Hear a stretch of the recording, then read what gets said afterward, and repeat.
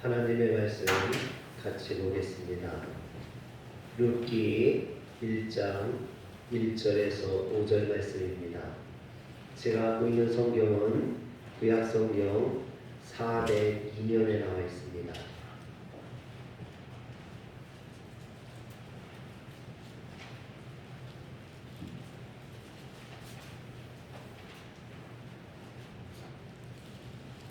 구약성경 룻기 1장 1절부터 5절의 말씀을 같이 교독하겠습니다.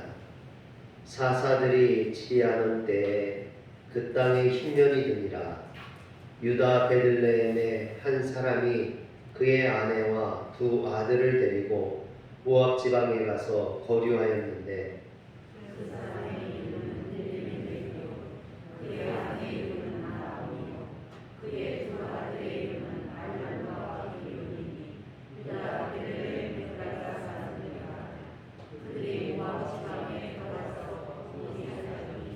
나오미의 남편 엘리멜렉이 죽고 나오미와 그의 두 아들이 남았으며 그들은 모압 여자 중에서 그들의 아들을 맞아들였는데 하나의 이름은 모아요 하나의 이름은 루시자.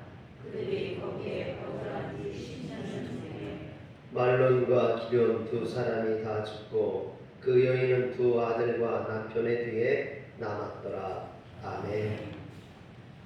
할렐루야.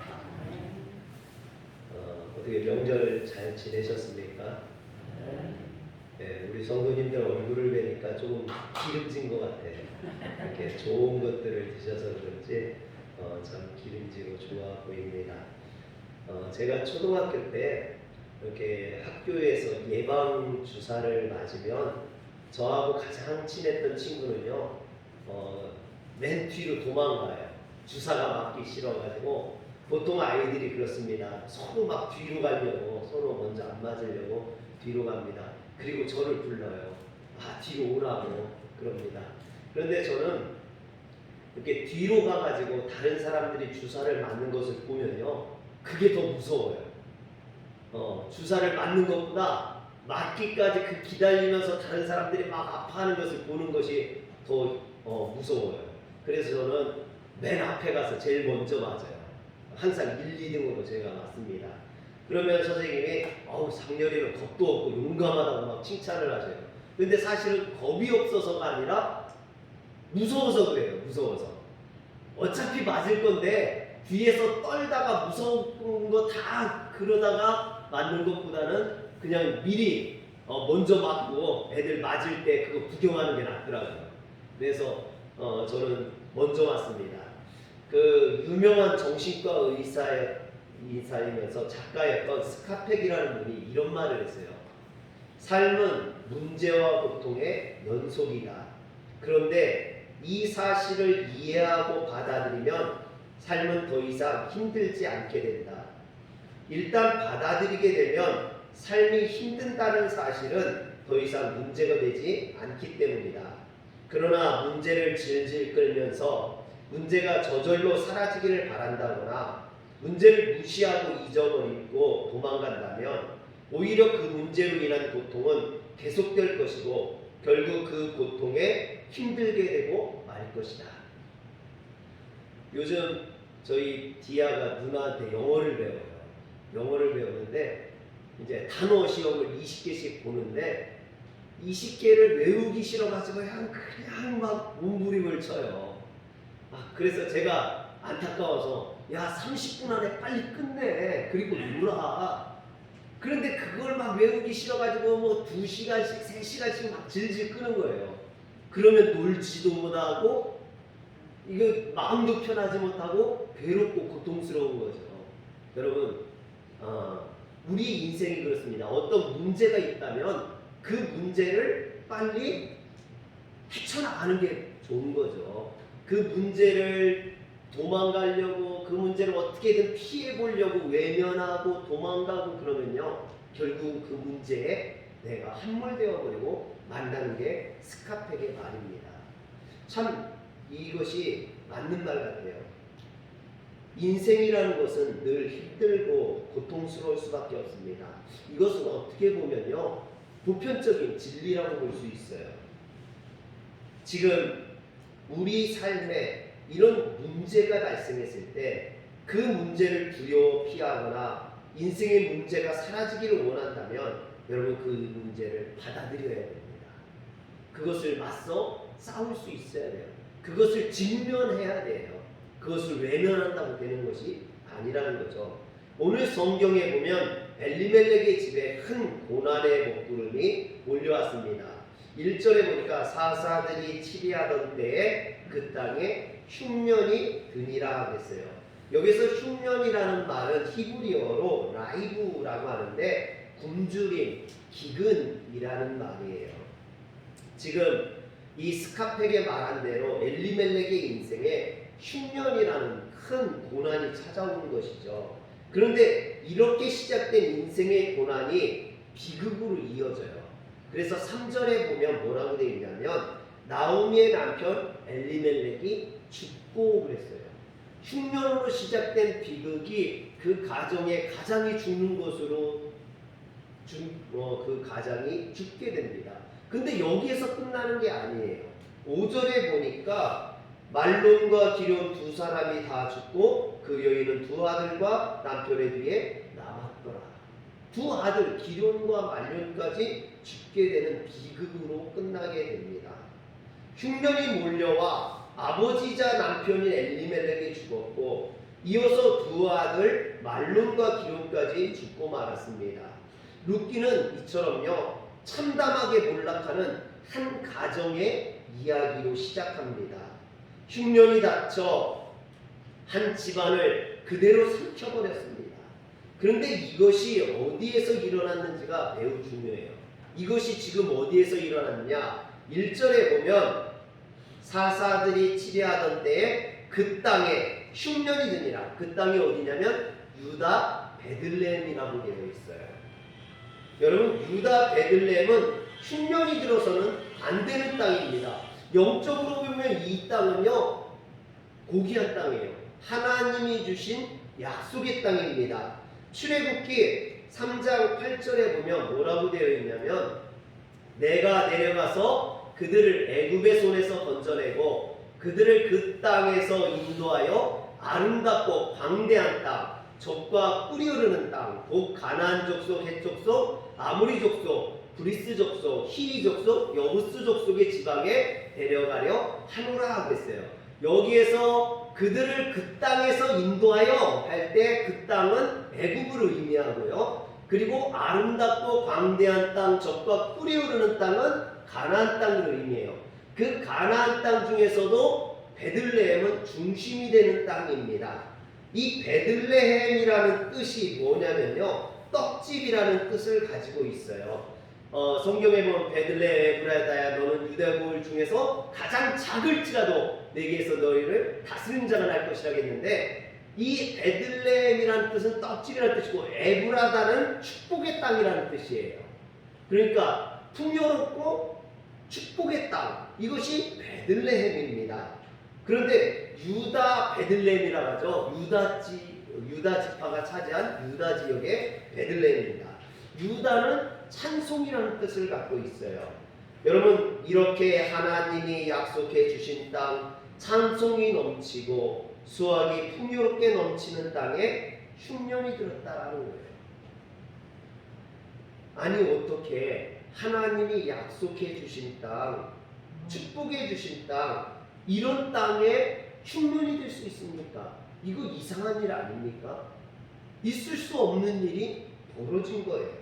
여러분 우리가 살아가는 인생은요 이처럼 있을 수 없는 일이 자주 벌어져요. 우리가 감당하기 어려운 일들, 이해할 수 없는 일들이 자주 벌어집니다. 그래서 흉년이 일어나면 안 되는 곳에 흉년이 나오기도 하고요. 아니 어떻게 저렇게 예수를 잘 믿는 가정에 저런 일이 벌어질 수 있지? 하는 일이 벌어지기도 합니다. 그렇다면 우리는 이해할 수도 없고 도저히 설명할 수도 없는 이 흉년이 우리 인생에 올 때 우리는 어떻게 해야 될까요? 제가 한 가지 예를 들어보겠습니다. 예수를 잘 믿는 사람이 주일날 교회를 오다가 교통사고가 났어요. 그래서 생명이 위독해요. 응급실로 실려갔어요. 그 소식을 듣고 온 교인들이 같이 기도를 합니다. 합심해서 기도를 해요. 목사님이나 성도들이 얼마나 열심히 기도하겠어요. 하나님, 그 생명을 살려주세요. 구원해주세요. 여러분, 그런데 그 기도가 하늘에 닿았어요. 그래서 하나님께서 그 사람을 살려주셨어요. 그리고 또 치료받고 퇴원했어요. 그리고 주일날 이제 교회에 와서 교회에서 간증을 합니다. 여러분들이 기도해 주셔서 제가 이렇게 살았습니다. 하나님께서 그 기도를 드시고 나를 살려주셨습니다. 이 모든 것이 하나님의 은혜입니다. 할렐루야! 아멘 좀 하세요. 여러분, 이렇게 기도를 해요. 아니, 간증을 해요. 여러분, 보통 간증들이 다 이렇게 되잖아요. 이런 식으로 간증을 합니다. 그런데 예수를 안 믿는 누군가가 이 간증을 듣고 뭐라고 이야기하냐면, 아니, 하나님이 살아계시다면 처음부터 사고가 안 나게 해주시지 왜 사고를 나게 해주셨다가 또 죽어가는 걸 또 살려주시느냐고, 하나님이 병 주고 약 주는 거냐고. 여러분, 만약에 누군가가 이렇게 말한다면 우리는 뭐라고 말할까요? 여러분들은 뭐라고 말하겠습니까?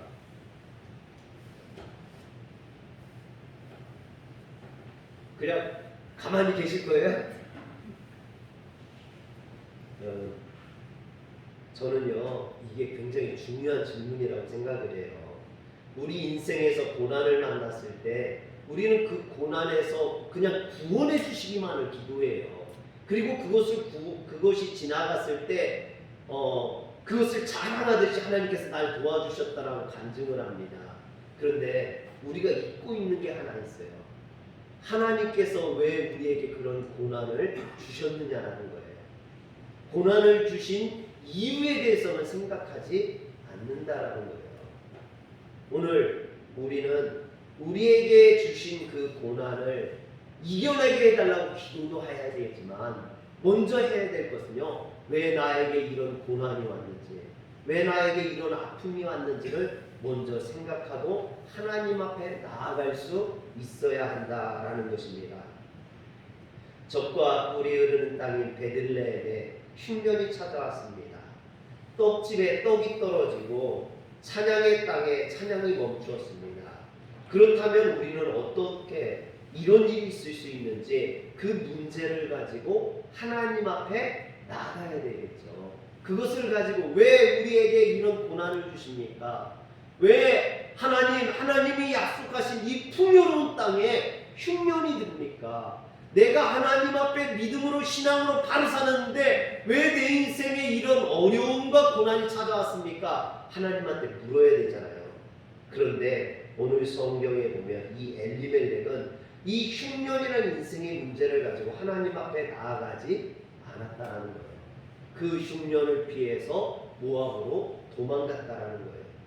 이것이 비극의 출발이었습니다. 여러분, 성경을 보면요, 늘 비극은 어디에서 시작되냐면 하나님 앞에서 숨어서 하나님 앞에서 도망가기 때문에 비극이 시작된다는 거예요. 성경의 모든 비극의 원인이 여기에서 시작됩니다. 사랑하는 성도 여러분, 하나님 앞에 숨지 마세요. 하나님 앞에 도망가지 마세요. 목사님, 나 어려워요. 나 신앙 방학할래요. 여러분, 그런 건 없어요. 그것은 오히려 엘리멜렉이 흉년의 모함으로 도망가는 것과 똑같은 길이에요. 하나님 앞에 숨는 거예요. 하나님 앞에 도망가는 거예요. 그것은 비극으로 이어진다는 걸 꼭 기억하시길 바랍니다. 우리는 엘리멜렉과 같은 그런 실수를 범해서는 안 돼요. 적어도 예수를 믿는다면 우리 삶에 찾아온 고난에 반드시 뜻이 있다라는 것을 기억해야 됩니다. 그리고 그 문제와 그 아픔을 가지고 하나님 앞에 나아갈 수 있어야 돼요. 그래서 요한계시록 2장 5절에 보면, 그러므로 어디서 떨어졌는지를 생각하고 회개하여 처음 행위를 가지라 그랬어요. 어디에서 떨어졌는지, 이것이 어디에서 시작되었는지를 우리는 생각해야 됩니다. 그리고 회개해야 돼요. 그리고 처음 행위로 돌아갈 수 있어야 돼요. 만일 그러지 아니하면, 회개하지 아니하면 내가 내게 가서 내 촛대를 그 자리에서 옮기리라 라고 말씀하셨어요. 또 전도서 7장 4절에 보면 형통한 날에는 기뻐하고 곤고한 날에는 되돌아보아라. 이 두 가지를 하나님이 병행하게 하사, 즉 형통하게 하는 것도 곤고하게 하는 것도 하나님으로부터 시작됐다라는 거예요. 근데 우리는 그것이 아니죠. 우리에게는 하나님이 늘 축복만 주신다고 생각해요. 축복된 삶만을 바래요. 그리고 어려움이 찾아오거나 고통이 찾아오면 왜 내 인생에 하나님이 이런 것을 주셨는지 생각하지 못하고 불평하고 원망하고 그것을 핑계 삼아 하나님으로부터 도망가려 합니다. 그러나 우리가 진정으로 해야 될 일은요, 형통할 때는 형통한 것을 주신 것에 감사하고 기뻐하며 하나님을 찬양할 수 있어야 됩니다. 그리고 흉년과 고난이 찾아오면 자기 자신을 돌아보아 하나님이 이 일을 통해 무엇을 말씀하시는지를 깨달을 수 있어야만 합니다. 그래서 C.S. 루이스라는 신학자가 고통은 귀먹은 세상을 깨우기 위한 그분의 메가폰이다 그랬어요. 고통은 세상의 온갖 산만한 소리에 집중하느라 하나님의 말씀을 듣지 못하고 엉뚱한 길로 가고 있는 성도들을 깨우시는 하나님의 메가폰이라는 거죠. 내가 지금 잘못 가고 있기 때문에 하나님께서 나에게 그 길은 잘못된 길이다, 그 길로 가서는 안 된다라고 나를 붙들어내는, 나를 깨우기 위한 그런 음성이라는 겁니다. 제가 전도사 때요, 여름 성경학교를 하면서 새벽 예배 차량 운행을 하는데요, 새벽에 차량 운행을 하는데 너무 졸린 거예요. 여러분, 여름 성경학교 하면 얼마나 피곤합니까? 근데 새벽에 차량 운행까지 하려니까 너무 졸려가지고요, 이렇게 운전하다가 깜방 졸았어요. 깜방 졸았어요. 근데 주님이 날 부르시면 살려라! 이러는 거예요. 그래서 너무 놀라가지고요, 눈을 딱 떴는데 앞에 전봇대가 있는 거예요. 야, 얼마나 놀랐는지 몰라요. 잠이 확 깨고요, 주님이 나를 부르시지 않았다면 그날 제가 전봇대를 들이받고 어떻게 됐을지 모르겠어요. 요즘처럼 봉고차들이 좋지가 않고, 옛날에는 그 앞에가 없어가지고 운전 전봇대를 들이받으면요, 앞에 운전자들이 거의 많이 다치거나 죽거나 그러거든요. 정말 전봇대하고요, 이렇게 한 5cm 그 정도로 멈춰섰어요. 겨우 멈춰섰어요. 정말 새벽에 차량 운행하는 게 너무 졸리고 힘들었던데 하나님이 나를 깨우시지 않았다면, 여러분, 하나님의 부르심에 응답하시길 주의 이름으로 축원합니다. 그래서 시편 119편 67절에 보면 고난당하기 전에는 내가 그릇 행하였더니 이제는 주의 말씀을 지키나이다 라고 고백을 합니다. 고난당하기 전에는 내가 주님의 뜻대로 행하지 못했다라는 거예요. 그러나 이제 주님의 말씀을 듣고 깨닫고, 고난을 통해서 깨닫고 이제 하나님의 말씀을 내가 지킨다라고 고백을 합니다. 우리 인생의 중년이 찾아올 때 우리도 시편 기자와 같은 고백을 할 수 있어야 됩니다. 그 고통 안에 담긴 하나님의 뜻을 발견할 수 있어야 합니다. 그래서 고난이 우리를 성숙하게 하는 하나님의 축복의 통로요, 변질하고 찾아온 축복의 도구라는 사실을 깨달아야만 합니다. 그렇다면 우리에게 엘리멜렉과 같은 인생의 흉년이 찾아왔을 때 우리는 어떻게 해야 될까요? 먼저 우리는 하나님 외에 떡집이라는 축복의 땅, 젖과 꿀이 흐르는 약속의 땅 베들레헴에 흉년을 보내셨습니까? 하나님 앞에 나아갈 수 있어야 돼요. 기도할 수 있어야겠죠. 질문할 수 있어야 됩니다. 그런데 오늘 말씀 1절에 보면 그 해답이 나와요. 왜 유다 베들레헴 축복의 땅에 흉년이 찾아왔느냐? 오늘 말씀 1절에 보니까 사사들이 치리하던 때에 그 땅에 흉년이 드니라. 베들레헴에 흉년이 든 것은 사사들이 치대하던 때, 즉 사사기 시대였기 때문이라는 겁니다. 여러분, 그러면 사사기 시대는 어떤 시대입니까? 성경에 말하는 사사 시대는 한마디로 타락한 시대입니다. 사사기를 읽어보면 이스라엘 백성들이 성적으로 타락한 것, 도덕적으로 타락한 것, 하나님을 배신하고 우상 숭배를 하는 것들, 이런 모습들이 가득 담겨 있어요. 그래서 사사기의 결론인 사사기 21장 25절에 보면 그때 이스라엘에 왕이 없으므로 사람이 각기 자기의 소견에 옳은 대로 행하였더라. 이스라엘 백성들이 왕이 없어서, 소연아 사사기 21장 25절 좀 보여줘. 이스라엘 백성들이 왕이 없어서, 즉 하나님을 섬기지 않아서 자기 마음대로, 자기 뜻대로, 자기 길로 간다라는 거죠. 그런데 그것이 죄악의 길이고 멸망의 길이죠. 엘리멜렉이 마치 모압으로 내려가는 것과 같은 그래서 그 땅이 하나님에게 심판받을 수밖에 없게 된 겁니다. 하나님의 뜻이 아닌 인간이 자기가 하고 싶은 대로 행하는 시대, 이런 시대가 사사기 시대였던 거죠. 그들의 타락한 모습이었고, 이런 타락이 베들레헴에 흉년을 가져왔다라는 것입니다. 어떻게 보면 우리 인생의 흉년이 왜 찾아옵니까? 우리가 하나님의 뜻대로 행하지 아니하고 하나님을 떠났기 때문이라는 거죠.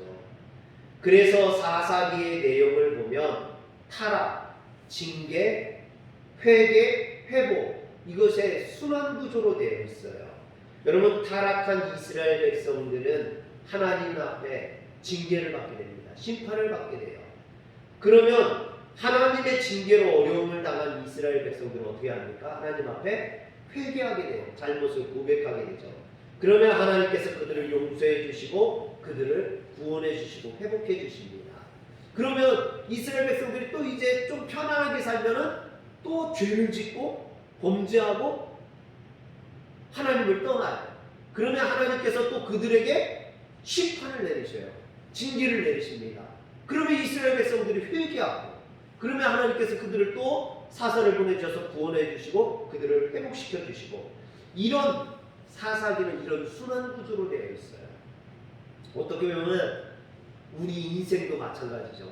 하나님 앞에 좀 잘 나가면 교만해서 하나님을 떠나고 범죄하고, 그러면 하나님이 책망하시고 야단치시고, 그러면 회개하고 돌아와서 하나님 앞에 또 바로 서고 하나님 앞에 부르짖고, 그러면 하나님이 우리를 또 회복시켜 주시고 구원해 주시고, 우리 인생도 그렇지 않습니까? 룻기는 바로 이런 사사시대 때 일어난 일을 기록한 성경입니다.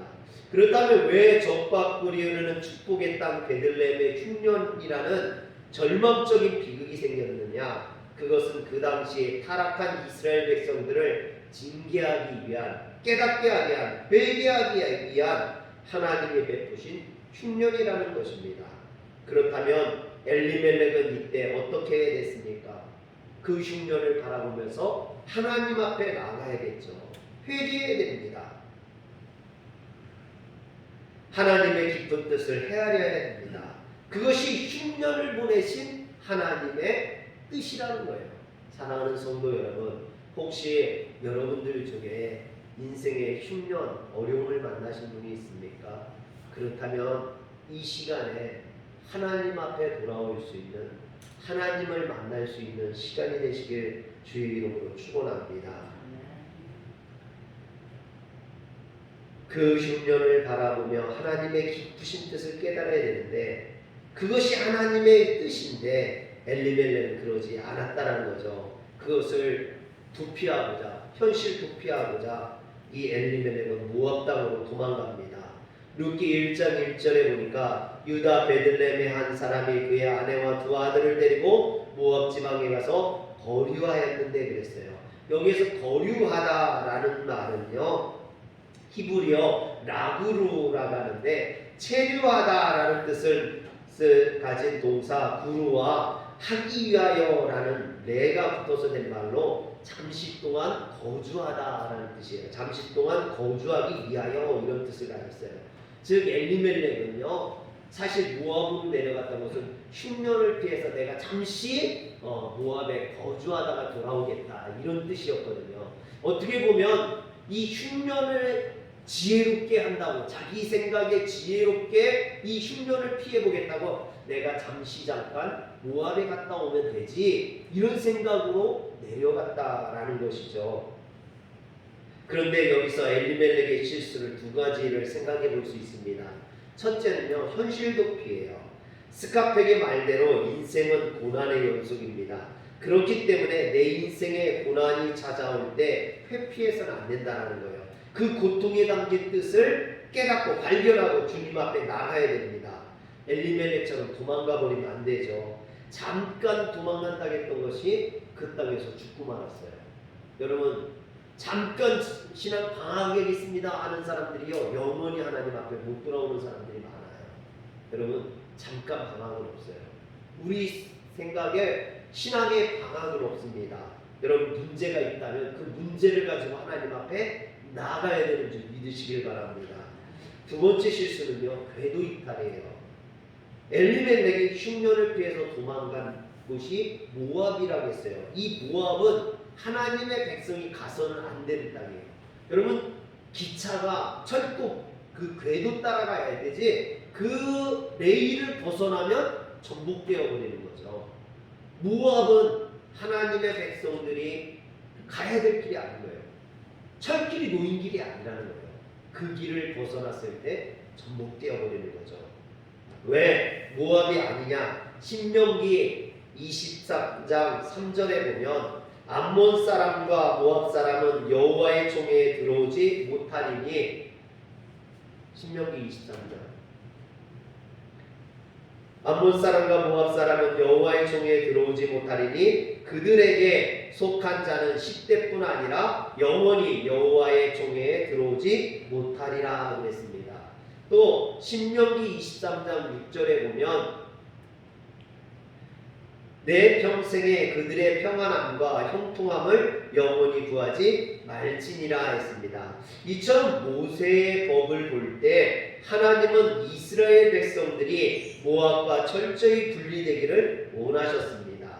그 땅이 아무리 비옥하고 풍요롭다 해도 기웃거려서는 안 되는 땅이라는 겁니다.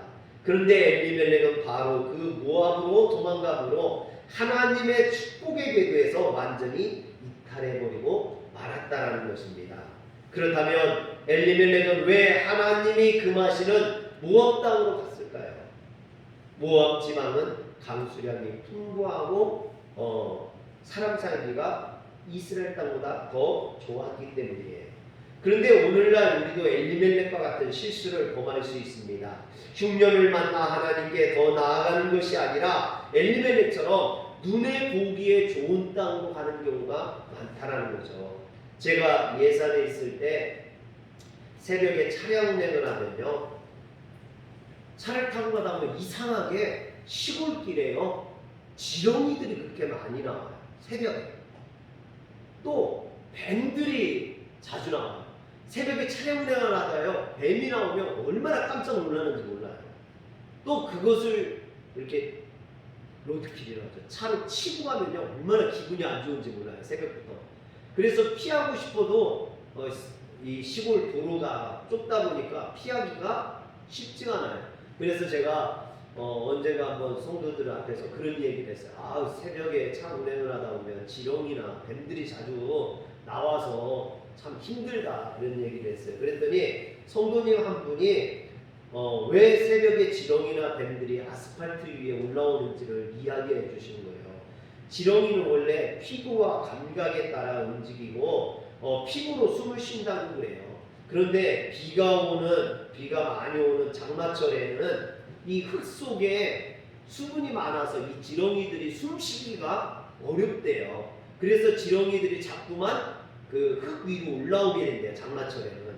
그리고 물기가 없는 그 도로 위로, 그래서 지렁이들이 올라온다고 그럽니다. 또 뱀들은요, 이 변온동물인데 항상 이 체온이 높아요. 저기보다 높아요. 그래서 이 여름에 땅이 데펴지면은 땅에서 나온다는 거예요. 땅이 더우니까 나와가지고 새벽에 보면은 땅보다는 아스팔트가 더 빨리 식는데요. 그래서 더 차갑다는 거죠. 그래서 뱀들이 땅에서 아스팔트 위로 자꾸만 올라온다고 그럽니다. 그 성도님의 이야기를 듣고 보니까 그런 것 같아요. 여러분도 그런 것 같죠? 그리고 그런 지렁이나 뱀들의 습성에서 한 가지 제가 영적인 교훈을 얻었습니다. 여러분, 지렁이나 뱀들이요, 그 도로 위로 올라오는 것들이 나름대로의 이유가 있어요. 지렁이는 숨쉬기 편한 곳을 찾아서, 뱀은 시원한 곳을 찾아서 자기들의 어떤 이유가 있어서 도로 위에 올라온다는 거죠. 그런데 여러분, 잠깐 올라오겠다고 올라왔던 지렁이가요, 낮에도 내려가지 못해서 그곳에서 익어 죽어요. 뜨거워서 죽어요. 그리고 시원한 곳에 찾아왔던 뱀들이요, 그곳에서 차에 갈려서 죽는 경우가 많아요. 오히려 살려고 자기들 생각에 좋은 곳이어서 올라왔는데 오히려 그곳이 자기를 해치는 곳이 되어버리고 만다라는 것입니다. 엘리멜렉도 마찬가지죠. 여러분, 자신의 생각에 좋은 곳이라고 나왔는데 오히려 그곳에서 죽음을 당하게 됩니다. 마치 숨쉴 곳을 찾아 나간 지렁이들이 도로 위에서 뜨거운 태양이 발라주는 것처럼, 또 시원한 아스팔트를 찾아 나간 뱀들이 차에 치여 죽는 것처럼 엘리멜렉은 모압 땅에서 죽고 말았다는 겁니다. 여러분, 그래서 인생의 흉년이 찾아오고 감당하기 어려운 일이 닥치면 우리는 돌아봐야 됩니다. 혹 내 의지로 한번 살아보겠다고 나간 것이, 지금 내가 올라간 곳이 그 아스팔트 위에 지렁이와 같은 그런 모양이 아닌지 살펴봐야 됩니다. 내가 여호와께 피하겠거늘 너희가 내 영혼의 새같이 내 산으로 도망하려 하면 어찌하리까. 시편 11편 1절에 나오는 다윗의 고백입니다. 다윗이 인생의 가장 어려울 때, 고난이 찾아왔을 때, 시편 11편 1절, 압살롬의 아들의 반역으로 예루살렘을 떠나서 도망갈 때 지었던 시예요. 여러분, 여기에 보면 두 가지 인생의 길을 이야기합니다. 한 가지는요, 하나님께 피하는 길이에요. 다윗이 가겠다고 하는 길. 두 번째는요, 새처럼 날렵하게 산으로 도망하는 길입니다. 이 길은 사람들이 다윗에게 권유했던 길입니다. 사람들은 우리가 고난을 만나, 흉년을 만나, 어려움을 당하면 하나님을 찾으라고 하지 않아요. 인간적으로 생각해 볼 때 피할 수 있는 길을 가라 합니다. 새처럼 날렵하게 산으로 도망가라 합니다. 그 길만이 살 길이라고 합니다. 그러나 엘리멜렉을 보세요. 그 길이 사는 길이 아니라 오히려 죽음의 길이었다라는 거죠. 여러분, 그래서 다윗은 이 길로 가지 않겠다라는 거예요. 사람들이 말하는 그 길로 가지 않겠다는 거예요. 도망가지 않겠다는 겁니다. 오히려 자신은 하나님 앞에 나가겠다는 겁니다. 오직 하나님만을 붙들겠다라고 이야기합니다. 그때 사람들이 다윗을 비웃었어요. 조롱했어요. 그러나 여러분, 그 길이 구원의 길이었습니다. 승리의 길이었어요. 엘리멜렉은 바로 이 부분에서 실패했던 겁니다. 자기 자신의 방식대로 흉년을 피해보겠다고 모압으로 내려갔어요. 그러나 결국 자신은 물론 두 아들까지 죽는 비극을 당하고 말았던 겁니다. 여러분, 그런데 우리가 꼭 기억해야 될 것은요, 룻기가 이런 비극으로 끝나지 않는다라는 거예요. 룻기가 분명히 비극으로 시작됐어요. 죽고로 시작했어요. 흉년으로 시작했어요. 그런데 룻기의 끝은 축복으로 끝납니다. 찬양으로 끝나요. 구원으로 끝납니다. 룻기의 시작은 도로 위에 널브러진 지렁이같이 실패한 모습, 모압으로 내려가는 잘못된 선택을 통해서 죽고로 시작하지만 하나님의 은혜가 그 비참한 인생을 구원합니다. 사랑하는 성도 여러분, 이게 신앙이에요. 이게 하나님의 은혜입니다. 오늘 내 잘못된 생각으로, 내 잘못된 선택으로 실패할 수밖에 없는 우리 인생을 구원하시는 그 하나님의 은혜가 담긴 성경이 룻기예요. 여러분, 룻기가 사사기 시대에 쓰여진 성경이라고 그랬어요. 사사기 시대는 죄악된 시대라겠습니다. 사사기가 그 악한 시대에 죄를 짓고 하나님 앞에 범죄함으로 흉년이 임할 수밖에 없는 이스라엘 사회 전체의 모습이라면, 룻기는 그 죄악된 세상에서 살아가는 한 가정을 통해서, 잘못된 선택을 통해서 멸망받고 심판받고 쓰러질 수밖에 없는 그 인생을 구원하시는 하나님의 은혜를 보여줍니다. 할렐루야. 그래서 아까 사사기의 결론이 뭐라겠습니까? 사사기 21장 25절, 사사기 21장 25절, 그때 이스라엘에 왕이 없으므로 사람들이 각기 자기의 소견대로 옳은 길로 행하더라. 그래서 멸망받고 심판받더라, 이거거든요. 뭐가 없어서? 왕이 없어서. 그러면 어떻게 해야 됩니까? 왕이 있어야겠죠. 어떤 왕이 있어야 돼요? 하나님 마음에 합한 왕, 하나님을 대신해서 이스라엘 백성들을 신앙으로, 믿음으로 이끌어줄 그런 믿음의 왕이 있어야겠죠.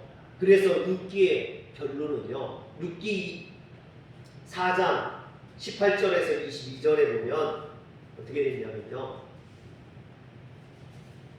베레스의 계보는 이러하니라. 베레스는 헤스론을 낳고, 헤스론은 람을 낳았고, 람은 아미나답을 낳았고, 아미나답은 나손을 낳았고, 나손은 살몬을 낳았고, 살몬은 보아스를 낳았고, 보아스는 오벳을 낳았고, 오벳은 이새를 낳고, 이새는 다윗을 낳았더라.